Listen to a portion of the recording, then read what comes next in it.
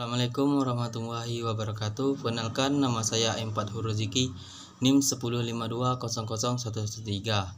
Prodi Ilmu Pemerintahan 2D. Di sini saya akan menjelaskan UAS administrasi. Jelaskan paradigma administrasi.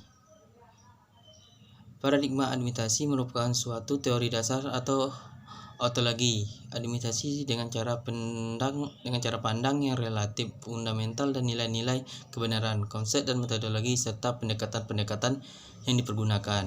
2. Mengapa ilmu administrasi perlu dipelajari? Jelaskan disertai contohnya.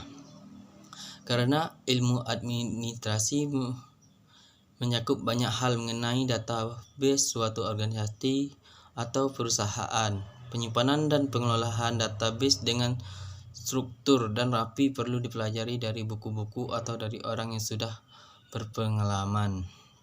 Seperti misalnya menjadi seorang yang memegang arsip murid sekolah. Penyimpanan formulir dan data lainnya harus dibuat tekstur supaya tidak berceceran dan mudah untuk mencarinya. 3. Mengapa kehidupan manusia tidak bisa lepas dari administrasi negara beserta contohnya? Karena administrasi dapat memberi informasi tentang data seorang yang sewaktu-waktu dapat kita gunakan untuk keperluan dan merupakan inti yang sangat dibutuhkan agar segera urusan dapat berjalan lancar ketika membutuhkan hal dan fakta yang tercatat secara rinci. Nampaknya bila tidak dikelola dengan baik akan mengakibatkan kinerja suatu kantor tidak berjalan lancar dikarenakan adanya berkas yang hilang, keuangan yang tidak disusun rapi, dan barang-barang kantor yang hilang.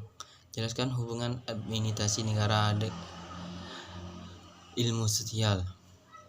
Administrasi negara adalah salah satu bagian dari administrasi umum yang merupakan salah satu cabang dari ilmu sosial, yang mana administrasi negara merupakan kaitan erat sekali dengan kelompok ilmu sosial seperti ekonomi sosial, antropologi, fisiologi, dan ilmu politik. 5. Bagaimana dampak perkembangan teknologi terhadap administrasi? Jelaskan disertai contohnya.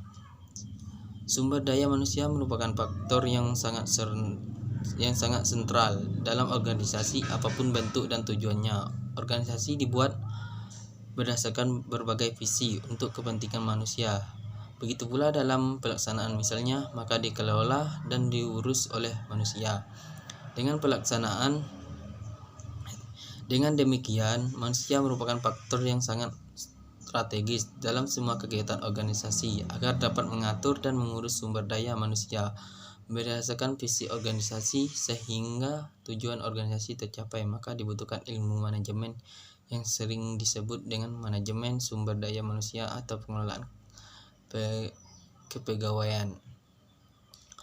Adapun fungsinya adalah untuk meningkatkan mutu layanan publik dengan melalui pemanfaatan teknologi informasi dan juga komunikasi dalam proses penyelenggaraan pemerintahan daerah supaya dapat terbentuk pemerintahan yang bersih, transparan, dan juga agar dapat menjawab tutupan perubahan secara efektif.